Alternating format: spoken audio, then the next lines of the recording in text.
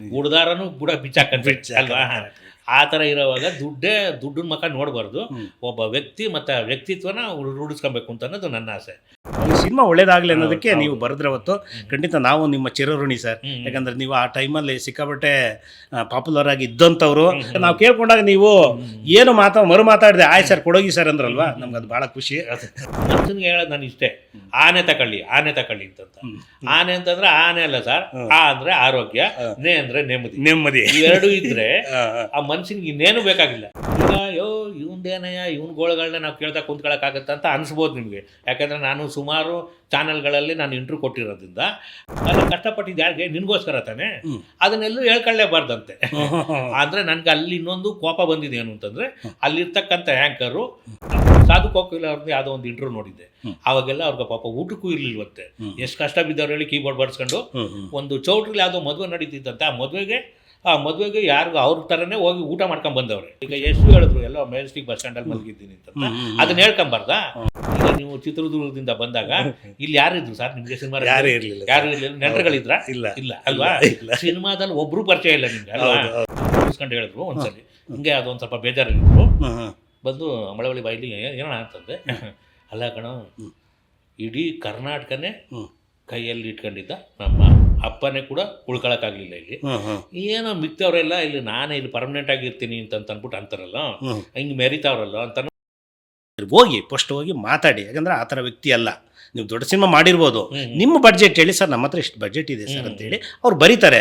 ನೀವು ಇಲ್ಲೇನೇ ಕಲ್ಪನೆ ಮಾಡಕ್ಕೆ ಕೂತ್ಕೊಂಡ್ಬಿಟ್ರೆ ಕೆಲಸ ಆಗೋದಿಲ್ಲ. ಹೌದು ಅಂತ ಮಾತಾಡಬೇಕು. ಆಮೇಲೆ ನಮಗೆ ನಾವು ದುಡ್ಡು ಕಳ್ಕೊಂಡ್ಬಿಟ್ರು ಕೂಡ ವ್ಯಕ್ತಿಗಳನ್ನ ಕಳ್ಕೊಂಬಾರ್ದು. ವ್ಯಕ್ತಿಗಳನ್ನ ಉಳಿಸ್ಕೊಂಡಿರ್ಬೋದು. ನಾವು ಸತ್ತಾಗ ಏನ್ ತಗೊಂಡು ಹೋಗ್ತೀವಿ ಸರ್? ಏನೂ ಇಲ್ಲ. ಗುಡ್ದಾರನು ಕೂಡ ಬಿಚ್ಚಾಕಂತ ಅಲ್ವಾ? ಆ ಥರ ಇರೋವಾಗ ದುಡ್ಡಿನ ಮಕ್ಕ ನೋಡಬಾರ್ದು. ಒಬ್ಬ ವ್ಯಕ್ತಿ ಮತ್ತು ವ್ಯಕ್ತಿತ್ವನ ರೂಢಿಸ್ಕೊಬೇಕು ಅಂತ ಅನ್ನೋದು ನನ್ನ ಆಸೆ. ಹಂಗನ್ಬಿಟ್ಟು ನಾವು ಫ್ರೀ ಬರ್ಕೊಳಕ್ಕೂ ನನ್ನದೇ ಆದಂಥ ಜೀವನ ಬದುಕು ಇದೆಯಲ್ಲ ಸರ್, ಫ್ರೀ ಬರ್ಕೊಳಕ್ಕೂ ಆಗಲ್ಲ. ಹಂಗನ್ಬಿಟ್ಟು ನಾನು ಆಕಾಶನೂ ಕೇಳಲ್ಲ. ಅಲ್ಲ, ಈಗ ಮನೆಯಿಂದ ಹೊರಗಡೆ ಹೊರಟ್ರಿ ಅಂದರೆ ದುಡ್ಡು ಇಲ್ಲದೆ ಏನೂ ಆಗಲ್ಲ. ಅದರಿಂದ ನಮ್ಗೆ ಏನು ಬೇಕೋ ಅಷ್ಟು ತಗೋಬೇಕು, ಬರೀಬೇಕು. ಅಲ್ಲ, ಅದೆಲ್ಲ ಸರ್ ಸಾಮಾನ್ಯವಾಗಿ ನೀವು ನಾವೆಲ್ಲ ಇದೀವಲ್ವಾ, ನಾವು ದುಡ್ಡುಗೋಸ್ಕರ ಬಂದವರಲ್ಲ. ಈಗ ನೀವೇ ನೋಡಿ, ನಿಮ್ಮನ್ನೇ ತಿಳ್ಕೊಳ್ಳಿ. ಈಗ ನೀವೇ ರೆಮ್ಯುನರೇಷನ್ ಮಾತಾಡೋಕೆ ಬಂದಾಗ ಒಂದು ಸಿನಿಮಾ ಮಾಡ್ತಿದ್ದೀರಿ, ನಾನು ನನ್ನ ಬಾಯಿ ಬಿಟ್ಟು ನಾನೇನೋ ಜೋಗಿ ಬರೆದ್ಬಿಟ್ಟಿದ್ದೀನಿ ಅಂತ ಅಂದ್ಬಿಟ್ಟು ಇಷ್ಟೇ ಡಿಮ್ಯಾಂಡ್ ಮಾಡೋಕ್ಕಾಗಲ್ಲ. ನೀವೇನು ಅನ್ಕೊಂಡಿದ್ದೀರಿ ಕೊಡಿ ಸರ್ ಅಂತಲೇ ಕೇಳಿದ್ದೀನಿ ಅಲ್ವಾ? ಹೌದಾ? Yes sir. ಅದಕ್ಕೆ ನೀವು ಏನು ಮಾತಾಡಲಿಲ್ಲ ಸರ್, ಏನು ಕೊಡ್ಬೇಕಂದಿಲ್ಲ ಸರ್, ಇಷ್ಟು ಅಂದ್ಕೊಂಡಿದ್ದೀವಿ, ಆಯ್ತು ಕೊಡೋಗಿ ಸರ್ ಅಂದರೆ ಅಷ್ಟೇ. ನೀವು ಮತ್ತೆ ಮಾತಾಡಲಿಲ್ಲ. ಯಾಕಂದರೆ ನಿಮಗೆ ಟೆಕ್ನಿಷಿಯನ್ ಇಂಪಾರ್ಟೆಂಟ್, ಹೌದು, ನಿಮಗೆ ಹಣ ಇಂಪಾರ್ಟೆಂಟ್ ಅಲ್ಲ. ಈ ಸಿನಿಮಾ ಒಳ್ಳೇದಾಗಲಿ ಅನ್ನೋದಕ್ಕೆ ನೀವು ಬರೆದ್ರೆ ಹೊತ್ತು ಖಂಡಿತ ನಾವು ನಿಮ್ಮ ಚಿರಋಣಿ ಸರ್. ಯಾಕಂದ್ರೆ ನೀವು ಆ ಟೈಮಲ್ಲಿ ಸಿಕ್ಕಾಪಟ್ಟೆ ಪಾಪ್ಯುಲರ್ ಆಗಿ ಇದ್ದಂಥವ್ರು. ಆಮೇಲೆ ದೊಡ್ಡ ಬಡ್ಜೆಟ್ ತಗೊಳ್ತಿದ್ರು, ಯಾಕಂದ್ರೆ ದೊಡ್ಡ ಸಿನಿಮಾಗಳು ದೊಡ್ಡ ಬಡ್ಜೆಟ್ ಕೊಡ್ತಾ ಇದ್ರು. ಈಗ ನಾವು ಕೇಳ್ಕೊಂಡಾಗ ನೀವು ಏನು ಮರು ಮಾತಾಡಿದೆ ಆಯ್ ಸರ್ ಕೊಡೋಗಿ ಸರ್ ಅಂದ್ರಲ್ವಾ, ನಮ್ಗೆ ಅದು ಭಾಳ ಖುಷಿ. ಅದೇ ನೋಡಿ, ನಿಮ್ಮ ಬಾಂಧವ್ಯ ಇನ್ನೂ ಹಂಗೆ ಇದೆ ಸರ್. ಆಗ ನಾನು ದುಡ್ಡಲ್ಲಿ ಅಳೆದ್ಬಿಟ್ಟಿದ್ರೆ ನೀವು ನನಗೆ ಇವತ್ತು ಸಿಗ್ತಾ ಇಲ್ಲ. ಅಷ್ಟೇ, ಇನ್ನೇನಿಲ್ಲ.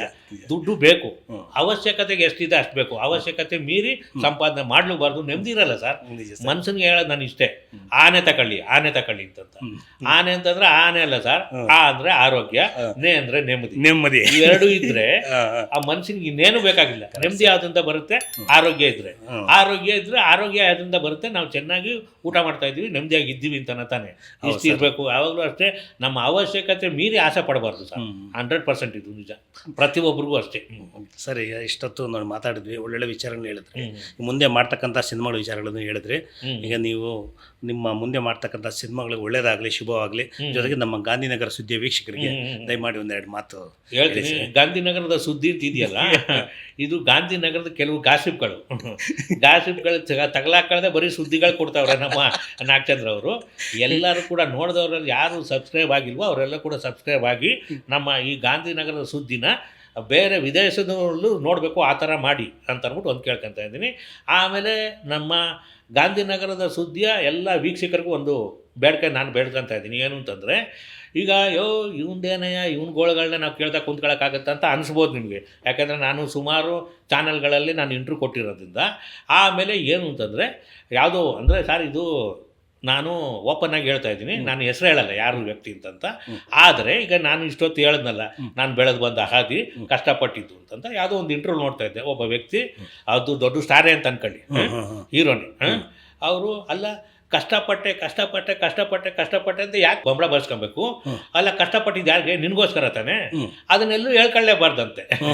ಅಂದರೆ ನನಗೆ ಅಲ್ಲಿ ಇನ್ನೊಂದು ಕೋಪ ಬಂದಿದೆ ಏನು ಅಂತಂದರೆ, ಅಲ್ಲಿರ್ತಕ್ಕಂಥ ಆ್ಯಂಕರು ಓ ಸೂಪರ್ ಸೂಪರ್ ಸೂಪರ್ ಸಖತ್ತು ಸರ್ ನೀವು ಅಂತ ಅಂದ್ಬಿಟ್ಟು ಹೇಳ್ದ ಅಂತ ಅದೇ ಆ್ಯಂಕರು ಇನ್ನೊಂದು ಚಾನಲಲ್ಲಿ ಹೋಗ್ಬಿಟ್ಟು ತನ್ನ ಕಷ್ಟ ಹೇಳ್ಕೊಂತವಳೆ. ಏನು ಅಂತಂದರೆ, ಅಯ್ಯೋ ನಾನು ಬೆಂಗಳೂರಿಗೆ ಬಂದಾಗ ಅಯ್ಯೋ ನಾನು ಬಡವ ಕಣ್ಣೀರಲ್ಲೇ ಸ್ನಾನ ಮಾಡಿಬಿಟ್ಟಿದ್ದೀನಿ ಅಂತ ಹೇಳ್ದೆ. ಅಂದರೆ ಅದನ್ನು ಹೇಳ್ಬೋದಿತ್ತಲ್ಲ, ಅಯ್ಯೋ ಅವ್ರು ಕಷ್ಟಪಟ್ಟಿರೋದನ್ನ ಅವರು ಹೇಳ್ಕೊಂತವ್ರೆ. ಈಗ ಕೆಲವ್ರಿಗೆ ಒಂದೊಂದಷ್ಟು, ಈಗ ಸುಮ್ಮನೆ ನಾನು ಹೇಳ್ತೀನಿ, ಯಾಕಂದರೆ ಸಾಧು ಕೋಕಿಲ ಅವ್ರದ್ದು ಯಾವುದೋ ಒಂದು ಇಂಟರ್ವ್ಯೂ ನೋಡಿದ್ದೆ.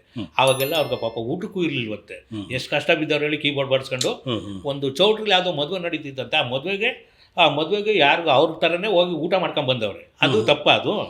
ಅಂದರೆ ಅವ್ರು ಎಷ್ಟು ಕಷ್ಟ ಬಿದ್ದವ್ರು, ಎಷ್ಟು ಬಾಧಗಳು ಮತ್ತು ಎಷ್ಟು ಅವಮಾನಗಳು ಪಟ್ಟವ್ರೆ ಅಂತ ಅನ್ನೋದನ್ನ ಹೇಳ್ಕೊಂಡ್ರೆ ಒಂದು ಖುಷಿ ಆಗುತ್ತೆ. ಈಗ ಎಷ್ಟು ಹೇಳಿದ್ರು ಎಲ್ಲೋ ಮೆಜೆಸ್ಟಿಕ್ ಬಸ್ ಸ್ಟ್ಯಾಂಡಲ್ಲಿ ಮಲಗಿದ್ದೀನಿ ಅಂತ, ಅದನ್ನ ಹೇಳ್ಕೊಂಬಾರ್ದ? ಅವರು ಬುದ್ಧಿವಂತರು ಅನ್ನೋ ಥರ ಮಾತಾಡಬಾರ್ದು ಯಾವಾಗಲೂ ಸಹ. ಈಗ ನಿಮ್ಮ ಕಷ್ಟ ನೀವು ಹೇಳ್ಕೊಂಡ್ರೆ ತಾನೆ ನಿಮ್ಮ ಕಷ್ಟದಿಂದ ಹೆಂಗೆ ಅಂದರೆ ಇಷ್ಟೆಲ್ಲ ಕಷ್ಟಪಟ್ಟು ಬಾಧೆ ಬಿದ್ದು ನಾನು ಈ ಮಟ್ಟಕ್ಕೆ ಬಂದಿದ್ದೀನಿ ಅನ್ನೋದೊಂದು ಖುಷಿ ಅಂತೂ ಇರುತ್ತೆ. ಖಂಡಿತ. ಆಮೇಲೆ ಹೇಳ್ಕೊಬೋದಲ್ವಾ, ಕೇಳೋರ್ಗೊಂದು ಇನ್ಸ್ಪೈರ್ ಅಲ್ಲ ಸರ್. ಕೆಲವು ಸೋಂಬೇರಿಗಳಿರ್ತಾರೆ, ಕೆಲವ್ರಿಗೆ ಏನೋ ಒಂದು ಐಡಿಯಾಸ್ ಇರಲ್ಲ.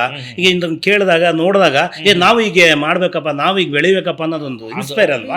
ಅದಕ್ಕೆ ಆಮೇಲೆ ಅದನ್ನು ನನ್ನ ತಲೆಗೆ ತುಂಬ ಕೋಪ ಬಂತು. ಅಂದರೆ ನಾನು ಡೈರೆಕ್ಟಾಗಿ ಮಾತಾಡೋಕ್ಕಾಗಲ್ಲ. ಯಾಕಂತಂದರೆ ನಾನು ಯಾವುದೇ ಸುಮಾರು ಸಿನಿಮಾಗಳು ನನಗೆ ದುಡ್ಡುಗಳೇ ಬಂದಿಲ್ಲ. ನಾನು ಇವತ್ತವರೆಗೂ ಜಗಳ ಆಡೋಕ್ಕೂ ಹೋಗಿಲ್ಲ.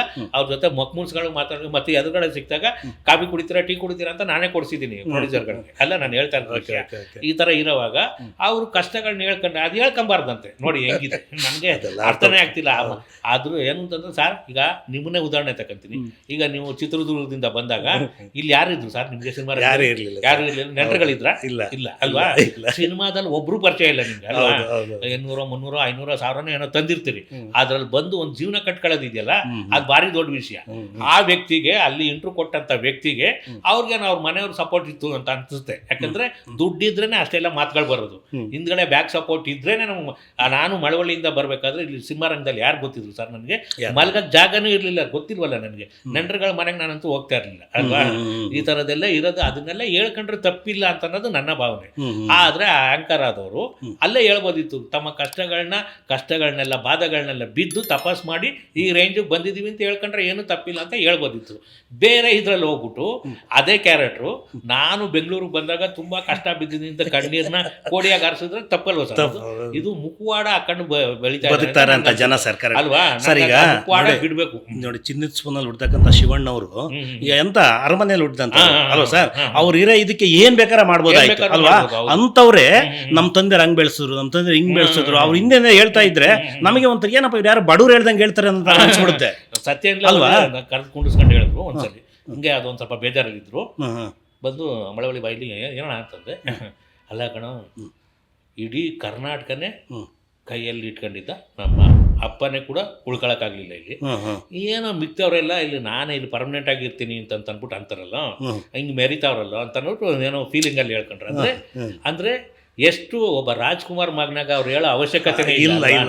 ಆಮೇಲೆ ಜೊತೆಗೆ ಇನ್ನೂ ಒಂದು ಹೇಳೋದು, ನಿಮ್ಮನ್ನೆಲ್ಲ ನೋಡಿದ್ರೆ ನನಗೆ ಖುಷಿ ಆಗುತ್ತೋ, ಯಾವುದೋ ಊರಿಂದ ಬರ್ತೀರಿ, ಊಟಕ್ಕೆ ತಿನ್ನಕ್ಕಿರುತ್ತೋ ಇಲ್ವೋ, ಮಲ್ಗಕ್ಕೆ ಜಾಗ ಇರುತ್ತೋ ಇಲ್ವೋ ಗೊತ್ತಿಲ್ಲ, ಈ ಥರ ಎಲ್ಲ ಬಾಧೆ ಬಿದ್ದು ಕಷ್ಟ ಬಿದ್ದು ಇಲ್ಲೆಲ್ಲ ನನ್ನ ಸಿನಿಮಾಗೆ ಡೈಲಾಗ್ ಬರೀತೀರಿ. ಇದೆಲ್ಲ ನೋಡಿದ್ರೆ ನನಗೆ ಖುಷಿ ಆಗುತ್ತೆ ಅಂತ ಅಂದ್ಬಿಟ್ಟು ಅಂತ ರಾಜ್ಕುಮಾರ್ ಮಗನ ಬಾಯಲ್ಲಿ ಕೇಳಬೇಕು ಅಂತಂದ್ರೆ ನಮ್ಮ ಅದೃಷ್ಟ ಅಲ್ಲ. ಖಂಡಿತ ಸರ್, ಖಂಡಿತ. ಯಾಕೆಂತಂದ್ರೆ ನೋಡಿ, ಅವ್ರಿಗೆ ಗೊತ್ತು ಕಷ್ಟಗಳಿಂದ ಏನು ಅಂತಂದ್ರೆ.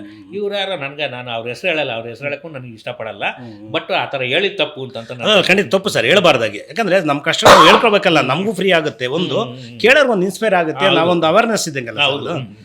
ಖಂಡಿತ ಸರ್, ನಮ್ಮ ಸ್ಟುಡಿಯೋಗೆ ಬಂದು ಒಳ್ಳೆ ವಿಚಾರಗಳು ಹೇಳಿದ್ರೆ ನಿಮಗೆ ಬಂದಿದ್ದಕ್ಕೆ ತುಂಬಾ ಧನ್ಯವಾದಗಳು. ನಮಸ್ಕಾರ ಸರ್. ನಿಮ್ಮ ಗಾಂಧಿನಗರದ ಸುದ್ದಿ ಸಮಾಚಾರಗಳನ್ನೆಲ್ಲ ನೀಟಾಗಿ ಬಹಿರಂಗವಾಗಿ ಒಂದಷ್ಟು ಕೊಡಕ್ ಬಿಡಿ.